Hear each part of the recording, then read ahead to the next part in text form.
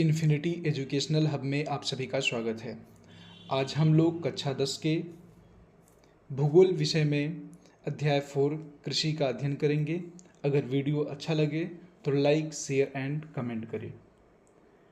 तो चलिए यहाँ पे शुरुआत करते हैं हम लोग। कृषि कृषि एक प्राथमिक क्रिया है। कृषि एक प्राथमिक क्रिया है जो हमारे लिए अधिकांश खाद्यान्न उत्पन्न करती है। देखिए, प्राथमिक क्रिया, द्वितीय क्रिया, तृतीय क्रिया ये होती हैं, आपको इस पर फोकस करना है। खाद्यान्नों के अतिरिक्त यह विभिन्न उद्यानों के लिए कच्चा माल भी पैदा करती है। इसके अतिरिक्त कुछ उत्पादों जैसे चाय, कॉफ़ी, मसाले इत्यादि का भी निर्यात किया जाता है। अब देखेंगे हम लोग कृषि प्रक्रिया। कृषि प्रक्रिया: जुताई, बुआई, निराई, सिंचाई, खाद उर्वरक डालना, कीटनाशक का प्रयोग करना, कटाई करना, ये सब कृषि की प्रक्रिया होती है। पहले हम लोग जुताई करेंगे, फिर उसमें बीज डालेंगे, फिर उसकी निराई वगैरह करेंगे, बोले तो खतवार वगैरह निकालेंगे, फिर उसमें सिंचाई वगैरह करेंगे, पानी वानी उसको देंगे। फिर हम लोग क्या करेंगे, उसमें खाद की आवश्यकता पड़ेगी, जो भी चीज़ यूरिया, डाई, पोटाश, वो सब डालेंगे। उसके बाद हम लोग कीटनाशक का भी प्रयोग करेंगे। उसके बाद कटाई करके अपने घर पर लाएंगे। उसके बाद भी एक होता है जिसको बोलते हैं दलाई या गहराई। बालियों में से बीज को अलग करना, इसको बोलते हैं दलाई या गहराई। कहीं कहीं बोलते हैं मड़ाई। मड़ाई, ठीक है, तो ये आपको ध्यान देना है। अब हम लोग देखेंगे कृषि प्रणाली। कृषि प्रणाली को देखा जाए तो यह मुख्यतः 4 प्रकार से होता है: निर्वाह कृषि, गहन कृषि, वाणिज्यिक कृषि, रोपड़ कृषि। अब इन चारों को हम लोग देखेंगे। पहला है निर्वाह कृषि। प्रारंभिक जीविका निर्वाह कृषि। प्रारंभिक जीविका निर्वाह कृषि इस तरह से खेती जमीन के छोटे टुकड़ों पर होता है। इस तरह की खेती में आदिम औजार और परिवार या समुदाय के श्रम का इस्तेमाल किया जाता है। यह खेती मुख्य रूप से मानसून और जमीन की प्राकृतिक उर्वरता पर निर्भर करती है। किसी विशेष स्थान की जलवायु को देखते हुए ही किसी फसल का चुनाव किया जाता है। ये निर्वाह कृषि मतलब अगर देखा जाए मोटे तौर पर, ये अपने जीवन को जीने के लिए जो खेती करते हैं उसको बोलते हैं निर्वाह कृषि, ठीक है। उसके बाद हम लोग देखेंगे स्थानांतरित कृषि, कर्तन दहन प्रणाली या स्थानांतरित कृषि। किसान जंगल की भूमि के टुकड़े को साफ करके अर्थात पेड़ काटकर जलाते हैं, परिवार की जीविका निर्वाह के लिए खेती करते हैं और उस जमीन की उर्वरता कम होने के बाद किसी और जमीन के टुकड़े को साफ करके खेती करते हैं। इसमें क्या होता है कि मान लीजिए कोई जंगल है, अब इस जंगल में कोई जातियाँ रह रही हैं या जनजातियाँ रह रही हैं, तो उनके पास तो खेत है नहीं, तो वो क्या करेंगे, इन पेड़ों को काट देंगे। इन पेड़ों को काट के फिर यहीं पे जुताई वगैरह सब कुछ करके यहीं पे कृषि करेंगे, जिसको बोलते हैं स्थानांतरित कृषि। अब हम लोग देखेंगे गहन निर्वाह कृषि। गहन निर्वाह कृषि में किसान एक छोटे भूखंड पर साधारण औजारों और अधिक श्रम से खेती करता है। अधिक धूप वाले दिनों से युक्त जलवायु और उर्वर मृदा वाले खेत में एक वर्ष में एक से अधिक फसलें उगाई जा सकती हैं। चावल मुख्य फसल होती हैं। अन्य फसलों में गेहूं, मक्का, दलहन और तिलहन शामिल है। उसके बाद हम लोग देखेंगे वाणिज्यिक कृषि। अब वाणिज्यिक कृषि किसे कहते हैं? इस प्रकार की कृषि के मुख्य लक्षण आधुनिक निवेशों जैसे अधिक पैदावार देने वाले बीजों, रासायनिक उर्वरकों और कीटनाशकों के प्रयोग से उच्च पैदावार प्राप्त करना है।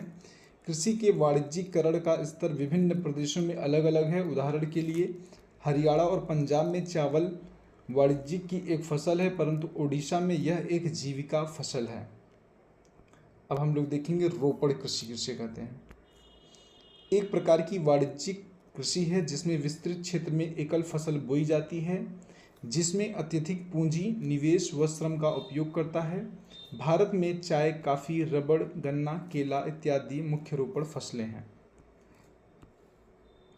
यहाँ पे आपसे पूछ लेता है गहन निर्वाह खेती और वाणिज्यिक खेती के बीच में अंतर क्या है, तो आपको बताना पड़ेगा कि प्रारंभिक जीविका निर्वाह कृषि और वाणिज्यिक कृषि में क्या अंतर है।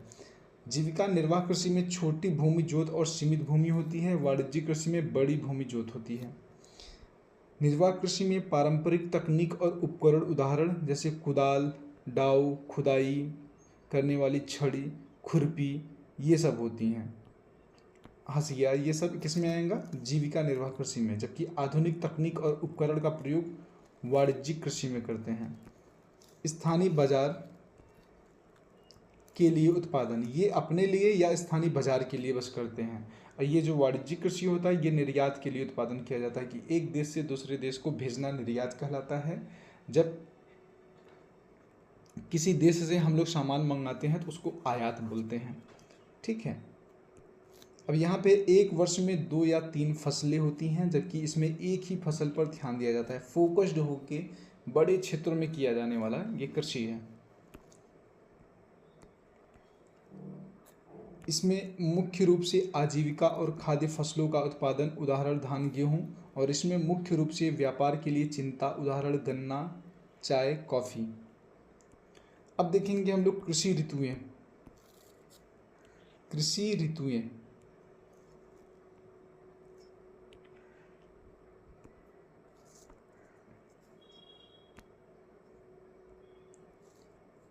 भारत में 3 शस्य ऋतुएं हैं जो इस प्रकार हैं: रबी, खरीफ, जायद। ये 3 नाम आप लोगों ने खूब सुना होगा, छोटी क्लास से सुना होगा। 6, 7, 8 में भी इस चीज़ों का जिक्र है और इनको देखेंगे हम लोग बड़े विस्तार से। इसमें रबी फसलें किसे कहते हैं? रबी फसलें शीत ऋतु में अक्टूबर से दिसंबर के मध्य बोई जाती हैं और ग्रीष्म ऋतु में अप्रैल से जून के मध्य काट ली जाती हैं। गेहूं, जौ, मटर, चना और सरसों आदि मुख्य रबी फसलें हैं। खरीफ फसलें क्या हैं? खरीफ फसलें देश के विभिन्न क्षेत्रों में मानसून के आगमन के साथ जून जुलाई में बोई जाती हैं और सितंबर अक्टूबर में काट ली जाती हैं। रबी फसलों में देखना आपसे जब भी बनेगा गेहूं, जौ, मटर, चना, ये सब आता है। हमारा जो याद करने का विधि है, रबी में 2 शब्द है और इसमें गेहूं में हमेशा कन्फ्यूजन होता है, गेहूं है कि चावल है। तो रबी में 2 अक्षर है और गेहूं में भी 2 अक्षर है, तो रबी और गेहूं। खरीफ में 3 अक्षर है और चावल में भी 3 अक्षर है। मेजरली यही है। अब आपको याद करने के लिए गेहूं के साथ ये याद करना है कि गेहूं के समय में क्या क्या बोया जाता है। तो गेहूं के समय जौ भी बोया जाता है, मटर भी बोया जाता है, चना भी बोया जाता है, सरसों बोया जाता है। इस आधार पे आपको याद करना है। ठीक है। अब खरीफ में क्या क्या है? चावल, मक्का, ज्वार, बाजरा, अरहर, मूंग, उड़द, कपास, जूट, मूंगफली और सोयाबीन। कृषि रबी और खरीफ फसल ऋतुओं के बीच ग्रीष्म ऋतु में बोई जाने वाली फसल को जायद कहा जाता है। जायद ऋतु में मुख्यतः तरबूज, खरबूज, खीरे, सब्जियां और चारे की फसलों की खेती की जाती है। गन्ने की फसल को तैयार होने में लगभग 1 वर्ष लगता है। जायद में जो सीधा सीधा आप समझ लीजिए कि ये रबी और खरीफ के बीच में बोई जाती हैं। अक्सर ये बरसात के समय या बरसात के पहले हो जाती हैं। तरबूज, खरबूज, खीरे, ये सब आते हैं जो अभी चल रहा है मौसम। कृषि की मुख्य फसलें कौन कौन सी हैं, इसको हम लोग विस्तार से देख रहे हैं नीचे। और एक होती हैं खाद्य फसलें, जिनको खाने के लिए उत्पादन किया जाता है, गेहूं, चावल, मक्का, दलहन, तिलहन। दूसरा होती है नकदी फसलें, जैसे चाय, कॉफ़ी, रबड़, जूट, कपास। तीसरा होती है बागवानी फसलें, फल, फूल, सब्जियां। ठीक है। अब हम लोग देखेंगे भारत में मुख्य फसलें कौन कौन सी हैं। भारत में मुख्य रूप से चावल, गेहूं, मोटे अनाज, दालें, चाय, कॉफ़ी, गन्ना, तिलहन, कपास, जूट इत्यादि फसलें उगाई जाती हैं। थोड़ा थोड़ा आपको यहाँ पे बताया गया है कि चावल के लिए किस प्रकार का वातावरण चाहिए। तो चावल भारत के अधिकांश लोगों की मुख्य फसल है। हमारा देश दुनिया में चीन के बाद चावल का दूसरा सबसे बड़ा उत्पादक है। इसके लिए जो जलवायु चाहिए वो उष्णकटिबंधीय चाहिए और तापमान जो चाहिए 25 डिग्री सेल्सियस से ऊपर चाहिए। और जो इसकी सिंचाई चाहिए, वर्षा चाहिए, 100 सेंटीमीटर से ऊपर होना चाहिए। गर्मियों में भारी वर्षा और कम वर्षा वाले क्षेत्रों में सिंचाई की आवश्यकता होती है। खेती के जो क्षेत्र हैं, उत्तर पूर्वी भारत के मैदान, तटीय क्षेत्र और डेल्टा क्षेत्र, सिंचाई की मदद से पंजाब हरियाणा, देखो सिंचाई की मदद से कहीं भी उपजाया जा सकता है, लेकिन जो इसका मेजर क्षेत्र है वह उत्तर और उत्तर पूर्वी भारत के मैदान, जो कि आपका पड़ जाएगा उत्तर पूर्वी में आ जाएंगे पश्चिम बंगाल, बिहार, उड़ीसा, ये सब, और उत्तर में आपका उत्तर प्रदेश वगैरह भी आता है। अब हम लोग देखेंगे गेहूँ फसल। गेहूँ दूसरी सबसे महत्वपूर्ण खाद्य फसल है। यह उत्तर में और देश के उत्तरी पश्चिमी भाग में मुख्य खाद्य फसल है।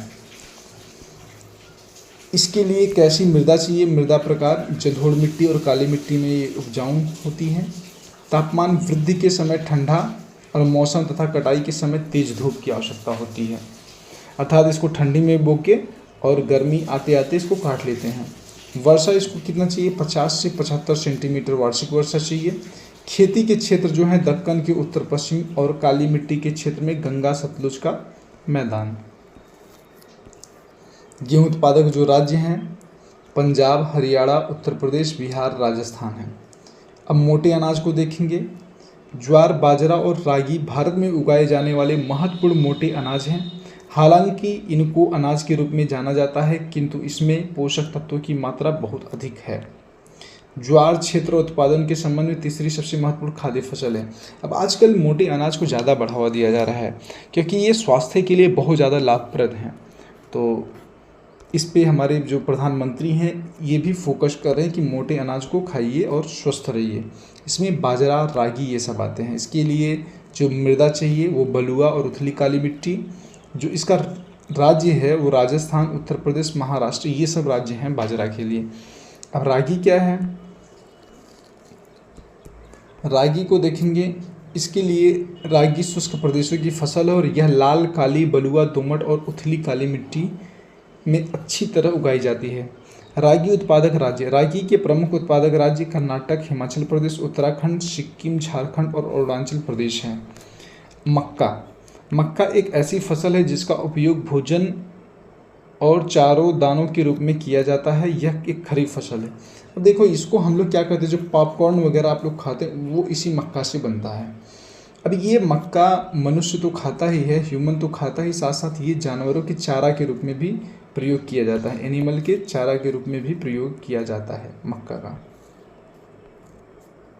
जिसके लिए मिट्टी चाहिए वो पुरानी जलोढ़ मिट्टी पर अच्छी प्रकार से उगाई जाती है। खेती के क्षेत्र बिहार जैसे कुछ राज्यों में मक्का रबी की ऋतु में उगाई जाती है। मक्का उत्पादक राज्य में अगर देखेंगे तो कर्नाटक, मध्य प्रदेश, उत्तर प्रदेश, बिहार, आंध्र प्रदेश और तेलंगाना मक्का के मुख्य उत्पादक राज्य हैं। आधुनिक औद्योगिक निवेशों जैसे उच्च पैदावार देने वाले बीजों, उर्वरकों और सिंचाई के उपयोग से मक्का का उत्पादन बढ़ा है। अब देखेंगे हम लोग दालें। भारत विश्व में दाल का सबसे बड़ा उत्पादक होने के साथ साथ सबसे बड़ा उपभोक्ता भी है। मतलब सबसे बड़ा उत्पादक, सबसे ज़्यादा प्रोड्यूस कर रहा है, उत्पादन सबसे ज़्यादा कर रहा है, लेकिन उसका उपभोग भी उतना कर ले रहा है। तो हम लोग दाल पे ज़्यादा डिपेंडेंसी है। हर एक घर में दाल अक्सर बन जाता है, कहो तो डेली ही बन जाता है। अब हम लोग देखेंगे शाकाहारी। शाकाहारी खाने में दालें सबसे अधिक प्रोटीन दायक होती हैं। अरहर, उड़द, मूंग, मसूर, मटर और चना भारत की मुख्य दलहनी फसलें हैं। सबसे ज़्यादा हम लोग की डिपेंडेंसी है अरहर पे। दालों को कम नमी की आवश्यकता होती है और इन्हें शुष्क परिस्थितियों में भी उगाया जा सकता है। फलीदार फसलें होने के नाते अरहर को छोड़कर अन्य सभी दालें वायु से नाइट्रोजन लेकर भूमि की उर्वरता को बढ़ाती हैं। अतः इन फसलों को आमतौर पर अन्य फसलों के आवर्तन में बोया जाता है। देखो ये जो फसलें हैं, दलहनी फसलें हैं, ये मिट्टी में नाइट्रोजन को बढ़ावा देती है। नाइट्रोजन आपको पता होगा कि जो हम लोग यूरिया वगैरह डालते हैं, और ये दालें की पौधे प्राकृतिक रूप से नाइट्रोजन को बढ़ावा देती हैं। तो इसलिए हम लोग आवर्तन मतलब रोटेशन के रूप में बोते हैं। मतलब 1 साल 2 साल हम लोग गेहूँ बोएंगे, उसके बाद उसमें हम लोग अरहर वगैरह या दाल वगैरह बो देते हैं। अब हम लोग देखेंगे इसका राज्य। भारत में मध्य प्रदेश, राजस्थान, महाराष्ट्र, उत्तर प्रदेश और कर्नाटक दाल के मुख्य उत्पादक राज्य हैं। गन्ना। ब्राज़ील के बाद भारत गन्ने का दूसरा सबसे बड़ा उत्पादक है। बात की जाए कि विश्व में सबसे ज़्यादा तो ब्राज़ील हो जाएगा। जलवायु गर्म और आर्द्र जलवायु में अच्छी तरह से बढ़ता है। मृदा प्रकार, यह विभिन्न प्रकार की मिट्टी पर अच्छी तरह से उगाया जा सकता है। तापमान 21 डिग्री सेल्सियस से 27 डिग्री सेल्सियस तक होती है। और वर्षा इसके लिए 75 सेंटीमीटर से 100 सेंटीमीटर के बीच में वर्षा चाहिए। प्रमुख गन्ना उत्पादक राज्य उत्तर प्रदेश, महाराष्ट्र, कर्नाटक, तमिलनाडु है। अब हम लोग देखेंगे तिलहन। तिलहन मतलब कि ऐसी फसलें जिनसे हम लोग तेल का निर्माण करते हैं, तेल निकालते हैं। भारत तिलहन का सबसे बड़ा उत्पादक है। मूंगफली, सरसों, नारियल, तिल, सोयाबीन, अरंडी, बिनौला, अलसी और सूरजमुखी भारत के मुख्य तिलहन हैं। दुनिया में मूंगफली का उत्पादन चीन में प्रथम, भारत दूसरा और रेपसीड उत्पादन में कनाडा प्रथम, चीन दूसरा और भारत दुनिया में तीसरा है। अब हम लोग देखेंगे चाय। दुनिया में चाय उत्पादन में 2020 में चीन प्रथम और भारत द्वितीय। ये 2020 में नहीं बल्कि अपितु आज भी 2026 में, 2025 में ये अभी भी चाय के उत्पादन में चीन ही रहेगा, क्योंकि यहाँ पे बहुत ज़्यादा फसलों को, हर चीज़ को बढ़ावा दिया जा रहा है। इसके लिए जो जलवायु चाहिए उष्णकटिबंधीय और उपोष्णकटिबंधीय, गर्म और आर्द्र जलवायु में अच्छी तरह से विकसित होती है। अब मृदा के जो प्रकार चाहिए, गहरी उपजाऊ अच्छी तरह से सूखी मिट्टी जो ह्यूमस और कार्बनिक पदार्थों में समृद्ध है।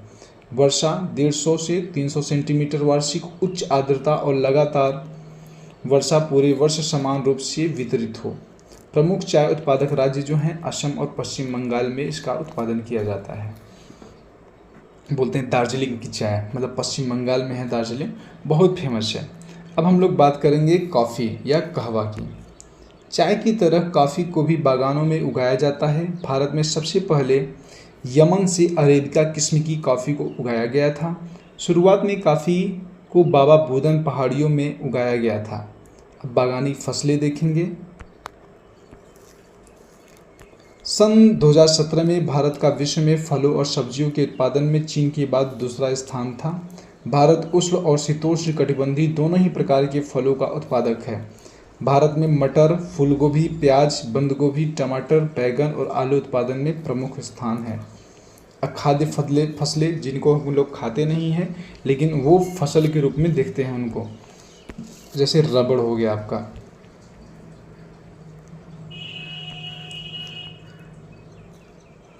रबड़ हो गया, कपास हो गया, ये सब हैं।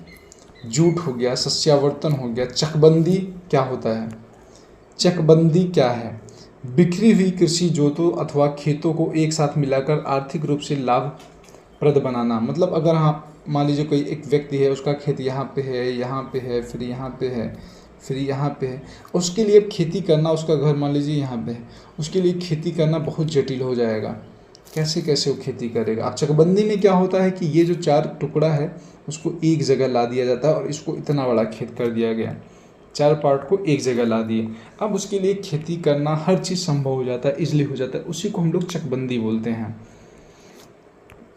हरित क्रांति, कृषि क्षेत्र में अधिक उपज वाले बीजों का प्रयोग, आधुनिक तकनीक, अच्छी खाद, उर्वरकों का प्रयोग करने से कुछ फसलों विशेषकर गेहूं के उत्पादन में क्रांतिकारी वृद्धि को हरित क्रांति कहते हैं। हरित क्रांति की हानियां भी हुई हैं, इससे लाभ भी हुए हैं। लाभ ये हुई कि गेहूं वगैरह का उपज बहुत ज़्यादा बढ़ गया और अच्छी क्वालिटी का गेहूं उत्पादन हुआ। अब हम लोग देखेंगे इसकी हानियाँ। अत्यधिक रसायनों के कारण भूमि का निम्नीकरण हुआ, सिंचाई की अधिकता से जल स्तर नीचा हुआ, जैव विविधता समाप्त हो रही हैं, अमीर और गरीब किसानों के मध्य अंतर बढ़ गया। ये 4-5 जो हैं हानियाँ हैं। श्वेत क्रांति, श्वेत क्रांति आपको पता होगा ये दुग्ध उत्पादन से संबंधित है। दूध के उत्पादन में वृद्धि के लिए पशुओं की नस्लों को सुधारना, आधुनिक तकनीकों का प्रयोग करके, इसे ही श्वेत क्रांति कहा गया। ये भारतीय अर्थव्यवस्था में कृषि का महत्व हम लोग देखेंगे।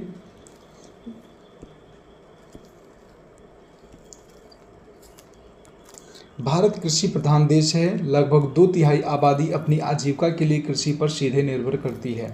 कृषि भारत की अर्थव्यवस्था का मुख्य भाग है। यह सकल घरेलू उत्पाद का 26% है। यह देश के लिए खाद्य सुरक्षा सुनिश्चित करता है और उद्योगों के लिए कई कच्चे माल का उत्पादन करता है। देखेंगे भारतीय कृषि की विशेषताएं, इसको हम लोग अगले वीडियो में देखेंगे।